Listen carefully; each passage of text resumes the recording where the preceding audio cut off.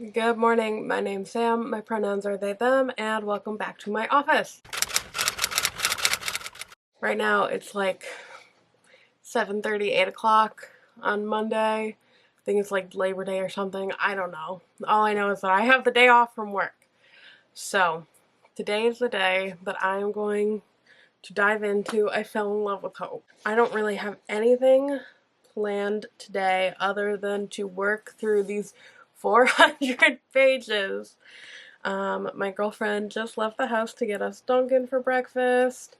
I'm I'm so excited for this. You have no idea. So I'm just gonna spend my day working through this, and I'm going to check in periodically, probably every maybe like 100 pages or so, or when anything starts to go crazy, because I'm gonna try and finish this today too. So yay, 24-ish hour reading vlog. And I am so excited. So I'm gonna read the description real quick, so in case anyone hasn't heard of it, they can kind of get an idea. Time will cease, disease will fester, death will die. Against their unforgiving landscape of a hospital, I broke the one rule dying people must always follow. I fell in love. I fell in love with the mischievous, sun-eyed boy who became my only joy in such a desolate place. That's what made it all the more soul-crushing when he committed suicide in front of me. Since then, I've sworn never to love again, with 3 exceptions. My best friends, Sony, Neo, and Sawyer. A little gang of rebellious, dying kids. Sonia leads the charge with the air of freedom and only one lung to breathe it. Neo, a bad-tempered and wheelchaired writer, keeps track of our general deeds from stealing to terrorizing our nurse. Sawyer is the beautiful boy, the muscle, the gentle giant with a failing heart. Before death inevitably knocks down our doors, my thieves and I have one last heist planned. A great escape that will take us far from abusive parents, crippling loss, and the realities of our diseases. So what happens when someone else walks through the door? What happens when a girl joins our party and renders me speechless with her mischievous smiles? What happens when she has suns in her eyes and, as terrified as I am to lose again, I start to fall?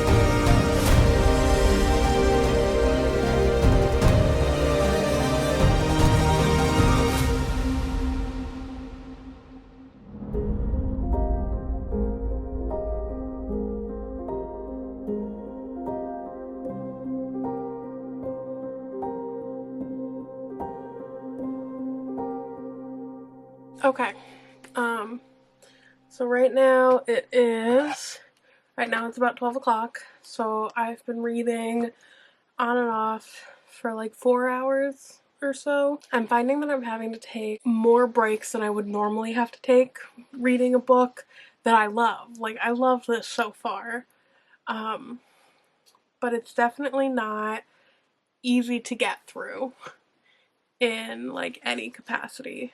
I'm on page 129, so I'm a little over a quarter of the way there.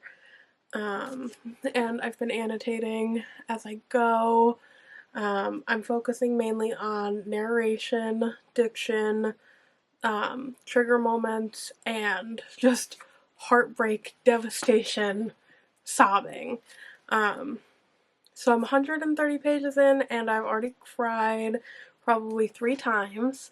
They haven't been like big racking sobs, but it's definitely been like an oh my god. So right now, they've walked us through a couple characters. We've walked through, Neo was first, and then Sony, and then we got to C.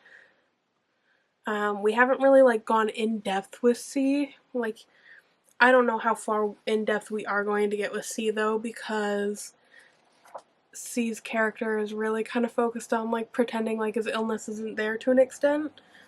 He doesn't like to talk about it at all, but I really like the structure of this so far. It gives you like a chapter or two in the present, kind of walking you through these people and their relationships and how they function as a unit. They've introduced Hikari, the new character. She's really fun so far. She's really interesting. But I'm just obsessed with them. So let me throw out some trigger warnings for the first 130 pages. Like 4 or 5 pages in, we've already got suicide as a trigger warning. We've got parental physical abuse, we've got death of a parent, we've got an eating disorder, we have self-harm. But yeah, so it initially started out with Sam, Neo, C, Sony, the 4 of them as a group, and they adopted Hikari in pretty quickly. She's been integrated really well as a character, I think. And I think that at this point, Sam is the only one who kind of sees them as like, not an outsider, but as like a jarring person for them, which is outside of the norm for their group, because I feel like Sam's very comfortable with everyone in the group. Also, it's really weird that the main character is Sam and I'm also Sam, but that's okay. I also really enjoy the narrator, I think. So Sam is the narrator, and there are a couple instances where Sam does break the fourth wall to talk to us in very like subtle ways. Like it's maybe just a line. Maybe. It's like half of a line. But I'm still trying to kind of parse out the level of omniscience in their narration style. Because there are certain parts where they feel like they're pretty all-knowing, and then there will be like certain parts of like a little something that they never know. So we're all kind of left in the dark. So it's an interesting narration style. I think that's what I've tabbed so much, like the most so far. It's mostly been narration style and diction. Because also, so this won't be for everyone. This is very, like, lyrical, descriptive, like, flouncy diction. And I love it. Oh my god, I love, like, overly descriptive diction, and I love when narrators, like, really get into the flow of, it's just my favorite. And I know that some people will kind of think that it's a little lengthy. I don't even think that anyone could think this is dull, because I could not imagine someone looking at this and being like, you know, it was just long, it was dull. Like, no. This is beautiful. This is beautiful. This is everything. It's not what I expected, but I am very happy with it. I'm happy with the organization and the jumps in the timeline. I'm happy with the way that things are, like, cut and how we jump from character to character. I love the very slow progression that we're getting to know Sam.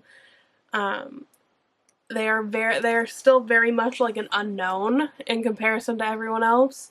And I think that's really an interesting concept to have, of like this narrator who is not only like omniscient, but is also like one of the most consistent people that we are involved with in this entire novel so far, is the one that we kind of know the least about. That's fantastic.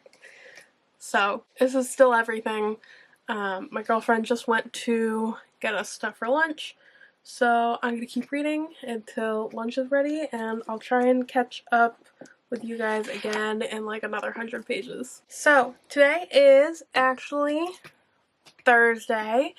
I did finish I Fell in Love with Hope on Monday, so I read it. I started Monday morning and I finished Monday at like 9:30 p.m. So I didn't have the energy to film an update clip, and also I was having a lot of emotions that I have had to work through. Let me give you kind of like an idea of what this is about from what I can tell you now. I know we've read through the synopsis, but Basically, this is a story about 5 teenagers who are all chronically ill and or tied to the hospital in some capacity, that their most formative years at this point are being spent within the hospital.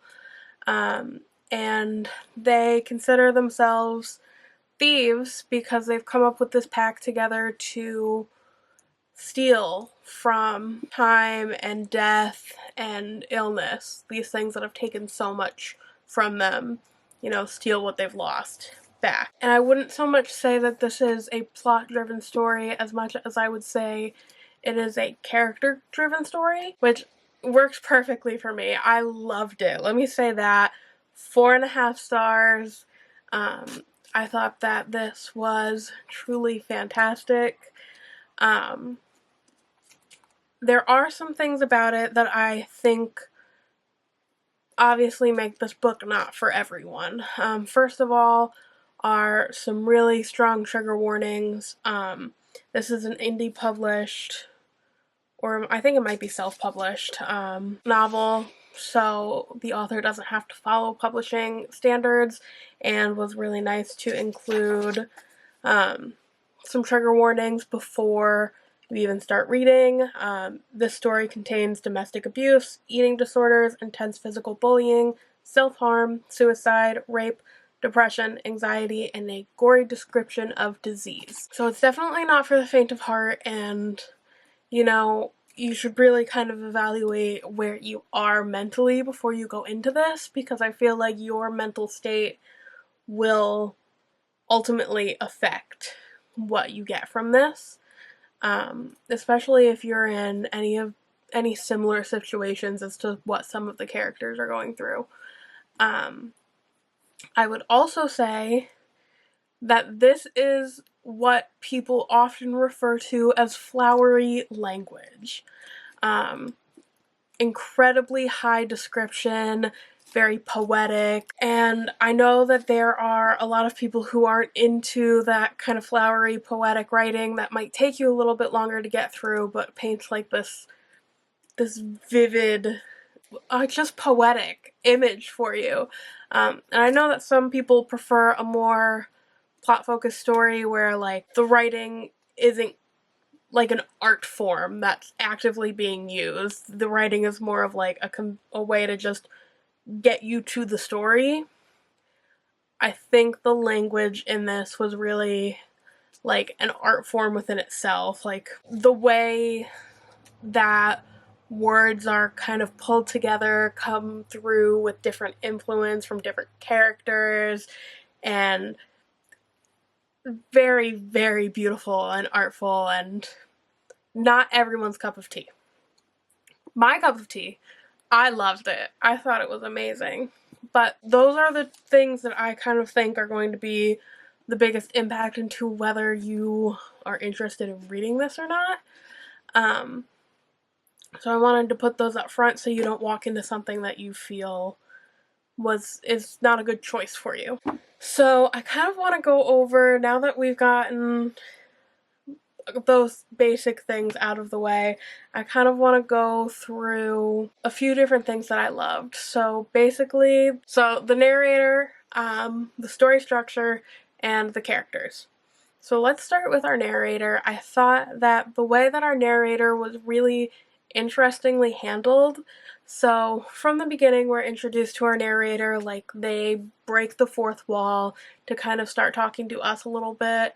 I think that aspect of the novel was handled pretty well. It was well-timed and not intrusive within the story.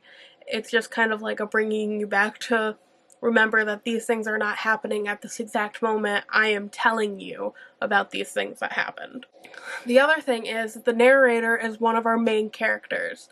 Their name is Sam, and from the beginning you can kind of tell that Sam is not like the other kids in the hospital. It's very obvious from the beginning that Sam is very attached to the hospital. Sam has gone through a lot within the hospital, but Sam's illness, Sam's identity within the hospital is not very established. It's kind of just the idea of, oh, Sam is just here. They just exist. They refer to themselves within the group as the narrator.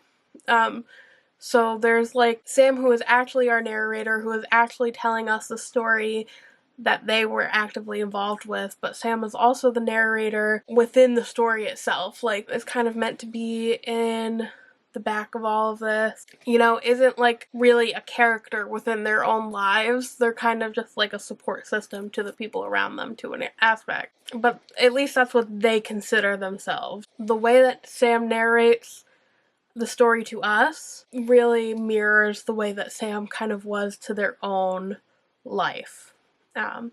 Which I thought was interesting. I thought that I spent a lot of time while reading this kind of trying to figure out who Sam is because they are our narrator. Like, I wouldn't have been as interested in Sam as a character if I didn't know that they were our narrator, that they were an integral part of the story, and that they kind of did make it through. So I thought that it was an engaging part of the story. There were definitely some points where I was guessing. I was like, is Sam like the personification of death? Is what's going on here? So it's got that kind of air to it, which I enjoyed. So I thought that was fantastic.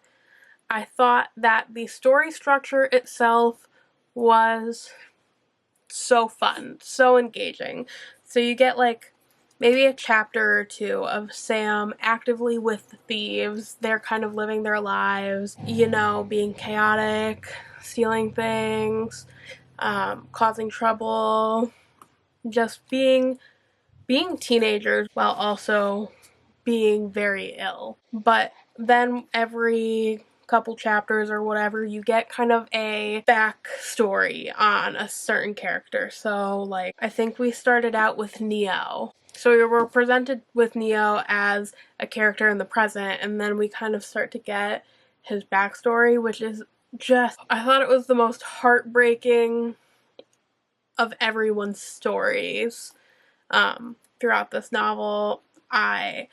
I'm definitely biased because Neo is 1000% my favorite character of this entire story. So Neo's story is really tragic. It kind of explains a piece of their illness, gives us an idea of what their home life is and what their outside relationships and their outside personality are like. So you kind of get an idea of, like, is he this kind of unsavory, mean personality because he's in the hospital, or just because that is how he is?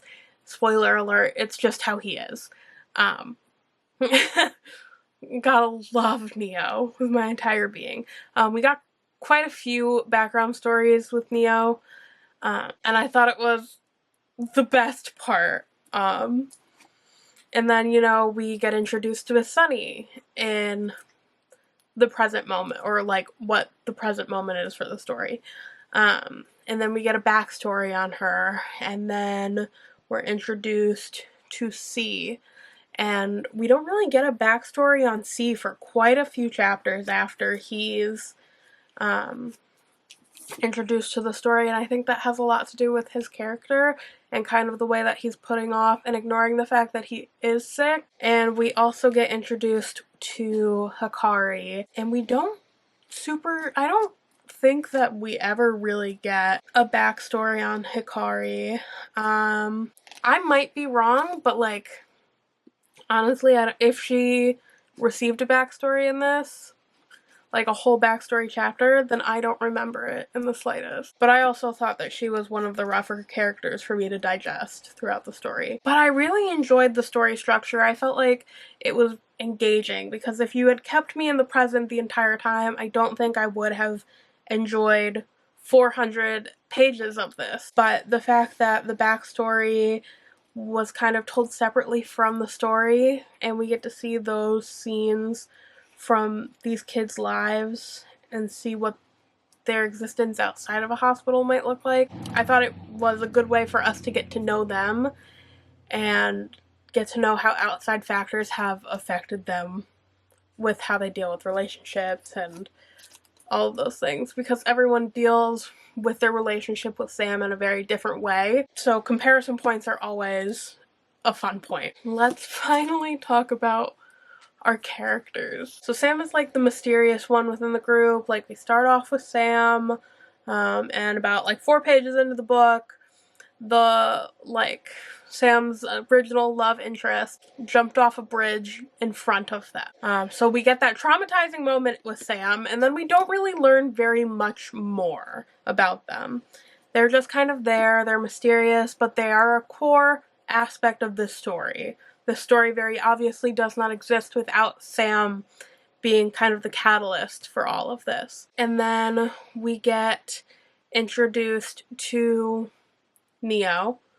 Neo becomes a really core character. I thought that Neo was the most well fleshed out character, and the most interesting character. I felt like the background was very intense and really comprehensive and detailed. I thought Neo as a character was really well fleshed out, very consistent in the ways that he reacted to things, and the ways that he dealt with certain scenarios and relationships. And I also really loved his romance. It was very cute. It was very heartbreaking, but it was everything I could have asked for. And then we have Sony, who I thought that her character style was really interesting. She was very high energy. She was that fun, exciting, chaotic friend of the friend group that kind of like was a rallying point in a way. She was loud and chaotic and fun, but she was also very, very loyal and very dedicated. So she was very much like a these are my ride or dies. So she was pretty fantastic. And then we've got C is our gentle giant, and he was like the chaos, or he was just the good of the group. He was sweet and he was just doing his best, but you could tell that he had a lot of issues with dealing with where he was at in life at that point, which I felt like was very fair, because, you know, all of our other characters had known that they were sick from an earlier point in their lives on. Where C kind of gets it, I think it happens when he's like 16 or 17, and he is at one of his regular swim meets, and he like goes to jump in the water, dive or whatever, and he almost dies because of a heart problem that he had actively chosen to ignore for a long time. So what I got from him was that I feel that he felt he was generic, which obviously he's not. He was a fantastic character. I loved him. I loved interacting with him. I loved his background. I loved his passion when he got there. But that is how I read him as reading himself. And then we have Hikari. I might be saying her name wrong. She is Japanese. So I said it to my girlfriend and she didn't correct me. So I hope that it's Hikari. I really hope. She was a lot as a character, honestly, and I don't know if I didn't like her so much because she quoted Hamlet so often, and I really hate Shakespeare, but I didn't think she was a bad character in any capacity. I thought that she was fairly well fleshed out. You know, I know that there were some, like, generalizations and not so much of a focus on portions of her disease, and I know that that was done strategically because the author kind of wanted to generalize some of the disease aspect of the story, which I totally understand. That's not my problem. But I felt like there were points that I kind of got confused with her character to an extent. Like, her initial interaction with Sam, like, threw me off a little bit. So the initial interaction with Sam is, like, she gets Sam to go and help her steal a pencil sharpener and the contents from inside the pencil sharpener, so she can have those contents. And I thought that it was just a weird interaction for me to lay witness to. I also just kind of felt like there were certain aspects, like there was one thing towards the end of the novel where her reaction to everything that's going on Like, she had a whole call-out post moment with Sam about how they need to be more hopeful, that they can't give up on hope, and that she was kind of in the right to give Sony, like, an extra push of hope. And Sam was like, you're not being realistic, you're not seeing what's going on here, like, you're in your own reality, but that's not everyone else's reality. And then something happens towards the end of the book where, you know, she gets the harsh reality of things and she just crumbles. And I'm like, all of your friends are severely ill, you see them going through their treatment, you see them, like, wasting away, and your moment of surprise at the concept of death was just more of an irritant than anything, I thought. Like, it was the most shocking concept in the world that there was death occurring within a group of severely ill humans.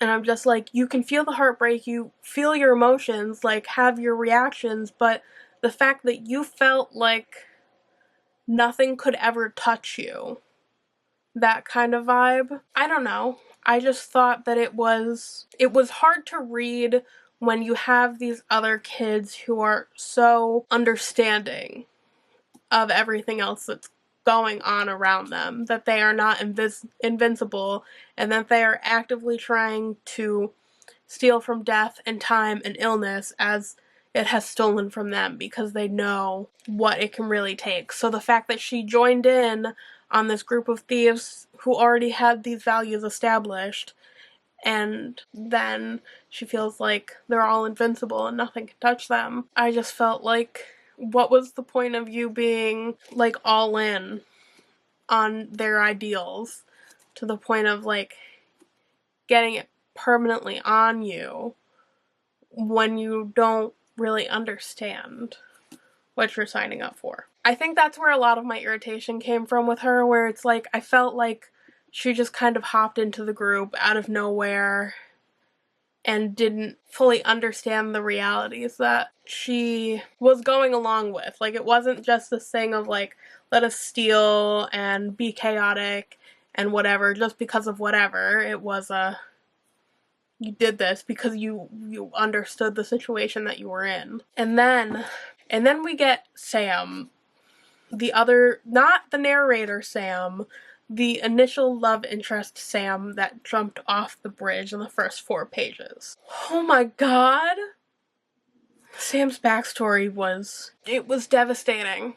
Sam as a character was just devastating. And, like, such a big part of me wanted more of him and his realities within the hospital. But I know that wasn't really the point. But I thought he was so well fleshed out. I thought that his aging process was really interesting, and I thought that the way everything was kind of foggy around Sam was really interesting. Like, you don't really question Sam the narrator as much until you get to Sam's chapters and you are kind of realizing, like, timelines and who is this person playing with this child, who is this person growing up with this child, like, what's going on. So I don't know, I thought it was so good. I will say this did not make me sob. Like, I see everyone sobbing over it, and I definitely didn't do that. I probably cried like 5 or 6 times, but they were just like some tears sliding down my face. They were not sobs, but super worth it. Honestly, if you like the vibes of The Invisible Life of Addie LaRue by V.E. Schwab, I might give this a try. It's definitely got some of the same ideas behind it. They're done in very different ways, but kind of this concept of this timeless person trying to live life and follow around the tragedies of the world kind of thing, kind of idea, and, like, dealing with death and the realities behind all of that. I loved this. I really did. I am pretty invested in this author now. I hope that they continue to come out with more stuff because I will buy it. Because this was fantastic, and I would really like to start reading some more indie published and like self-published novels now after this one, because this was 400 pages of straight beauty. This was good. I'm really glad. If you have the chance to read it in one day, I might recommend reading it in one day. I don't feel like this would have been a book that I could have jumped in and out of easily. I feel like it's one that I wanted to just snuggle up and stay within for a while. This was awesome. I definitely would like to do some more reading a book in a day things right now, just because I've been finding myself really wanting to sit down with a good book and not move for like 9 or 10 hours. We'll see if anything else catches my eye enough to do this again. So I hope everyone has a really awesome week to come. I'll talk to you later.